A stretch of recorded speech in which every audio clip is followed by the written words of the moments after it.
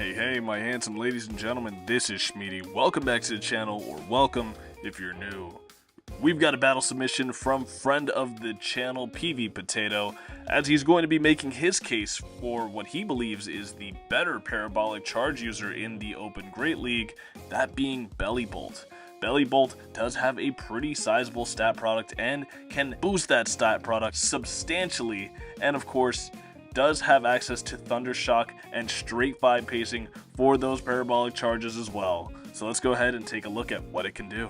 We're going to be kicking things off with game number 1. Golisopod leads into Jellicent. Now that we don't have Shadow Claw, this isn't as positive of a matchup as it used to be. We are going to safe switch into Drapion, and the team is working as intended. Drapion lures out a Shadow Marowak. However, we are going to be able to threaten with 2 Aqua Tails before the Shadow Marowak will be able to retaliate with a Bone Club. And they will, at this point, after shielding once, likely commit to the full farm down, but we do have a shield advantage for our Bellybolt and Golisopod combo when it does become necessary. Marowak gonna fire off the Rock Slide, Golisopod looking to commit to the farm down. I'm not entirely sure that was enough for a Rock Slide. It actually was. My counting ability absolutely does not exist, but that doesn't matter as Golisopod gets the farm down. In comes the Bellybolt, and in comes a Dedenne to meet it. But as you can see, up energy, this is not an answer at all to the Bellybolt, because Bellybolt can comfortably no shield after getting off the parabolic charge first. They fire off their own parabolic charge, and that does pitiful damage. Bellybolt firing back with yet another parabolic charge. This is just Parabolic Charge City. It is just back to back to back. They can probably attempt to throw a Play Rough here, and they do go for the Play Rough. A very good shield call there. In comes the Jellicent, only to eat a 3rd Parabolic Charge. Bellybolt now 3 stages boosted, looking to fire off a 4th Parabolic Charge. What will the Jellicent do?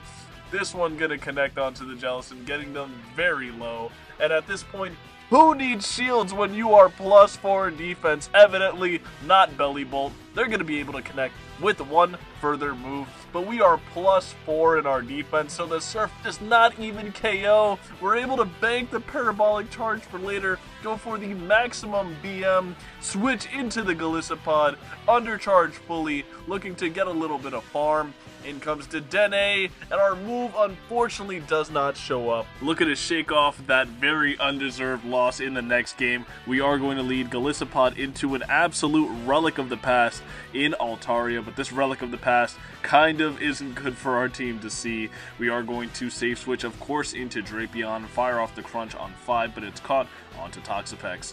However, this isn't necessarily a Drapion response. As a matter of fact, it just isn't a Drapion response.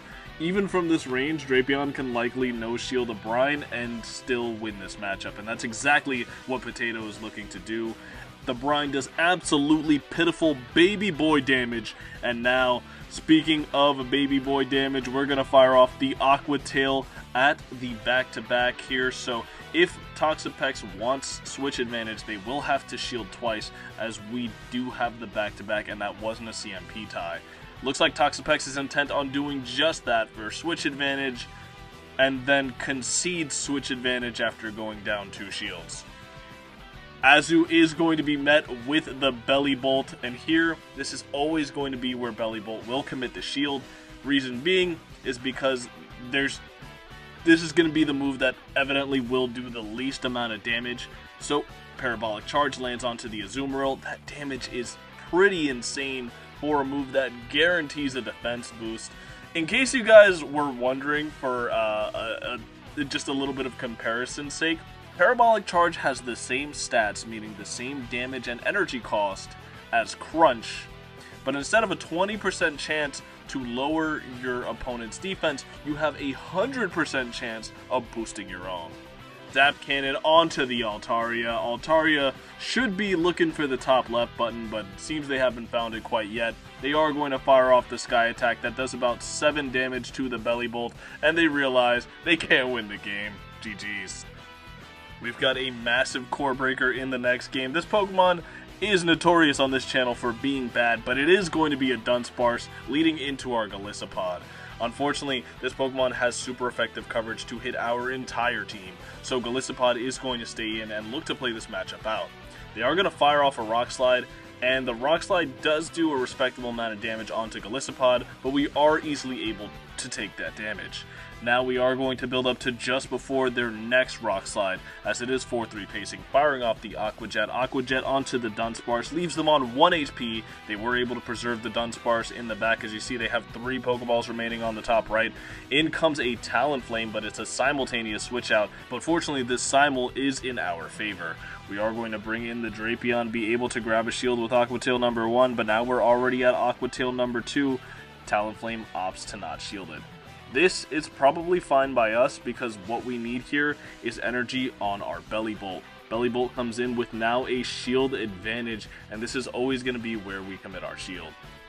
Even if it's the double flying moveset, it's still fine to commit our shield there. In the back is a Azumarill, and Potato was probably reading this line. This is a line from a few seasons ago, the Dunsparce lead, Talonflame, Safe Switch, Azu backline team. Every time in the beginning of these seasons, you always see teams that are super outdated from many seasons ago. But nevertheless, Azu is going to finally be able to reach a move, connects with a Play Rough that tickles the Bellybolt, and the trainer will top left. Moving swiftly forward, we have Golisopod leading into Dugong. This is a fantastic matchup. I think even made better by the fact that we have Fury Cutter now, as it is a stab Shadow Claw clone, and it's just better overall because it's a one-turn version of Shadow Claw. We are going to connect with an X-Scissor. It does do a sizable amount onto the Dugong. Dugong switches out into a non-Shadow Dusknoir. Non-Shadow Dusknoir can tank a Crunch here, and likely will. Ooh, but it doesn't tank it very well. I was expecting a lot more from the Dusknoir there. They are going to fire off a move. It's the Dynamic Punch, but since they're not Shadow, it's not going to KO the Drapion, and they are going to be able to get farmed down. We are going to see the opponent bring back in the Dugong, but just before they're able to make a move, Drapion will be able to fire off a Crunch. Crunch, unfortunately, falls just short of KOing, but this isn't that bad of a spot for us. We're going to keep both of our shields intact and just trust in Bellybolt. Bellybolt comes in, and with that one-turn head start, bear in mind, the opponent deservedly got one-turn switch there, and so instead of matching pace and winning CMP with their Aqua Tail, Bellybolt is able to outpace as we are one turn ahead. So our Parabolic Charge will keep us boosted for the remainder of this matchup, and now we're just going to go straight Parabolic Charge and shield the first moves that they throw. And now, once again, Bellybolt just defense boost maxing here, and they are going to fire off another Aqua Tail, but why would we not shield this? Oh, they are actually going to full commit to sending the Outrage there, but even with that, this game is just wraps. With their Outrage being shielded there, they are in a very difficult position. We're at about 50% HP. They bring in the Dugong, hoping to catch our Parabolic Charge, but I think they swapped it in early. And unfortunately for them, they're going to be able to connect with an Outrage, but they weren't debuffed. We are 4 stages boosted, so they're not resetting anything by switching into the Dugong. We connect with the Parabolic Charge, in comes the Golisopod. The opponent realizes there's no way to remove the Golisopod from the field. GG's to them. This is an incredibly awkward lead as Golisopod lead into Annihilate. This used to be a much better lead for Golisopod because it used to run Shadow Claw, but now it's running the double resisted Fury Cutter. However, we are still able to massively outpace the Annihilate as counter is just so slow when it comes to energy generation. They are going to shield up the first move and now connect with a Rage Fist. We are kind of ABA soft to this Pokemon, but we're just going to play out the Zero Shield and fire off our Aqua Jet at the Annihilate. We're able to grab both shields from the Annihilate.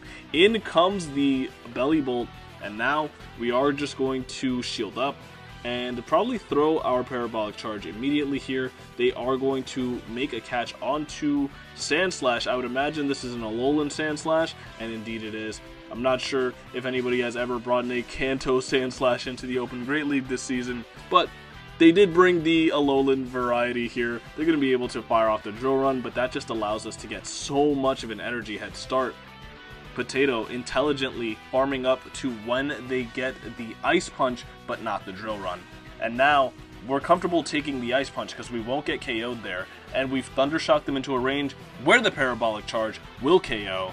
And now if they bring back in the Annihilate, first of all, the counter did next to no damage there, but now the Parabolic Charge is going to KO the Shadow Annihilate. It's going to be a Zoomerl in the back, and we are going to fire off our Parabolic Charge here.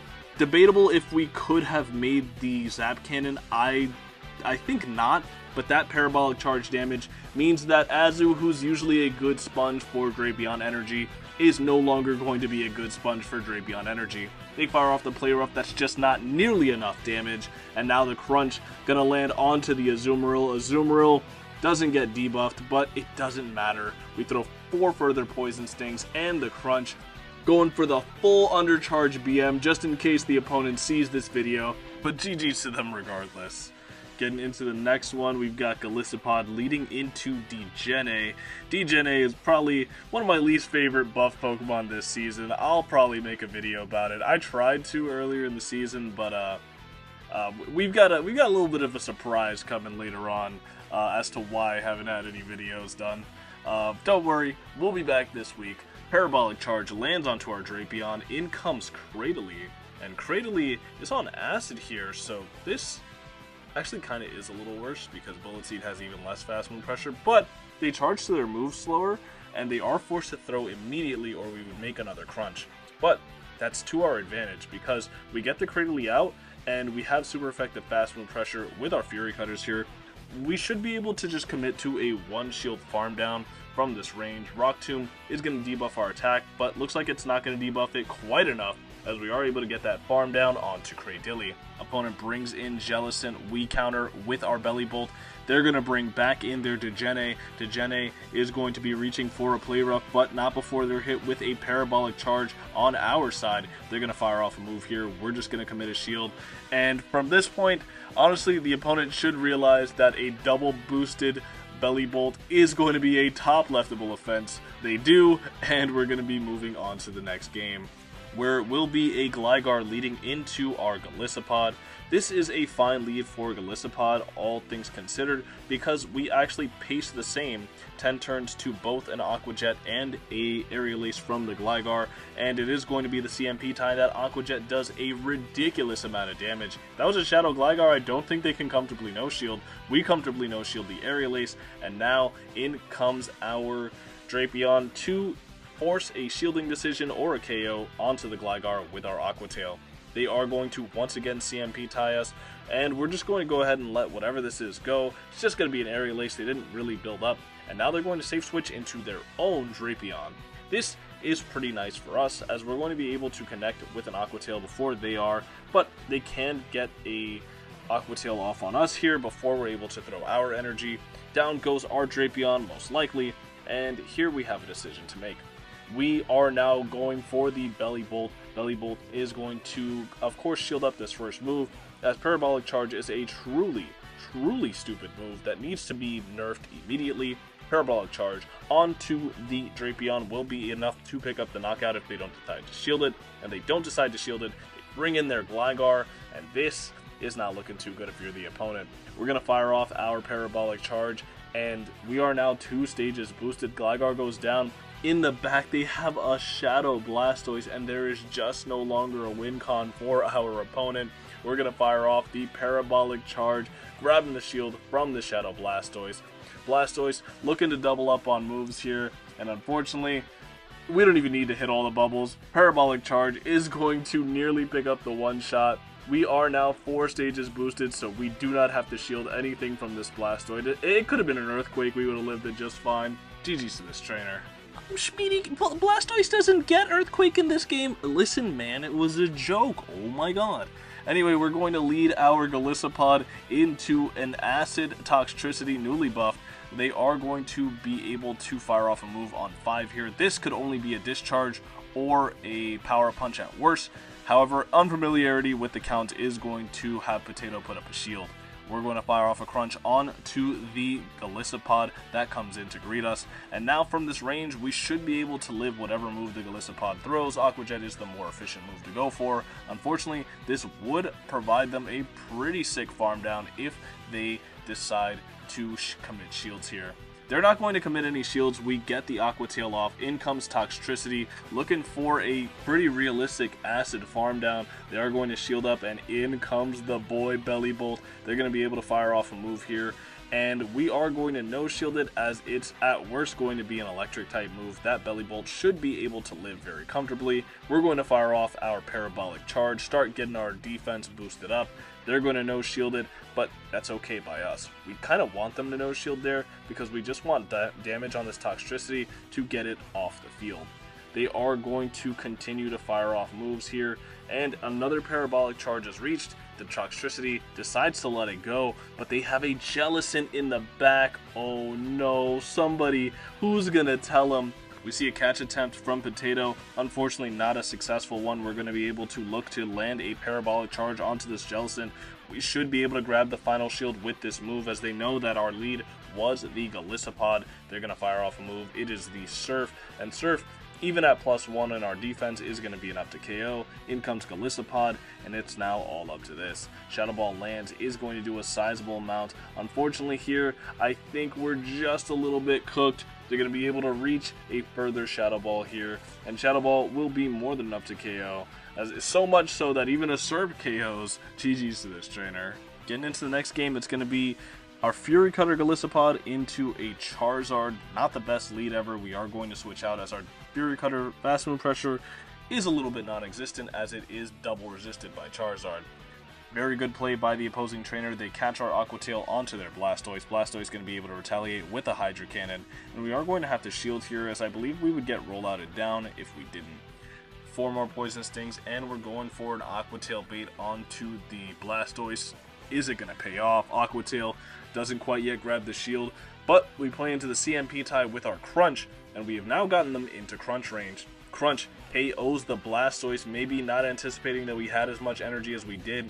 Back in comes Charizard, but they had a very sizable energy head start earlier on in the game, so unfortunately they're going to be able to deny our Aqua Tail with their Dragon Claw. We're just going to have to let our Drapion go there, and they are going to build up to a potential Blast Burn. We're going to shield it up, and they do bait us with a Dragon Claw.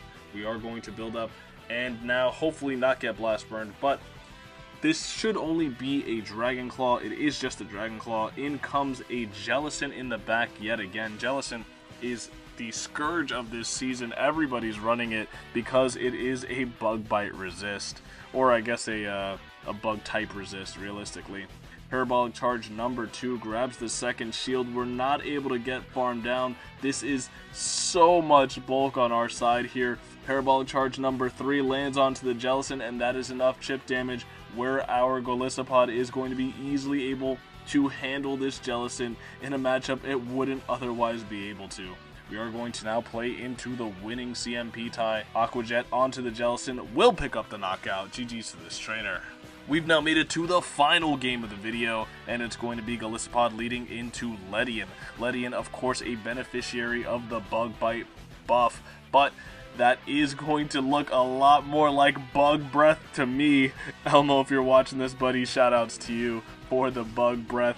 Nevertheless, Crunch lands onto Ledian. We get the defense buff for the first time in Potato's life. He gets a defense debuff. That is absolutely massive. They are going to switch out into Diggersby. We're going to fire off an Aqua Tail as soon as we can before they're able to connect with a Fire Punch.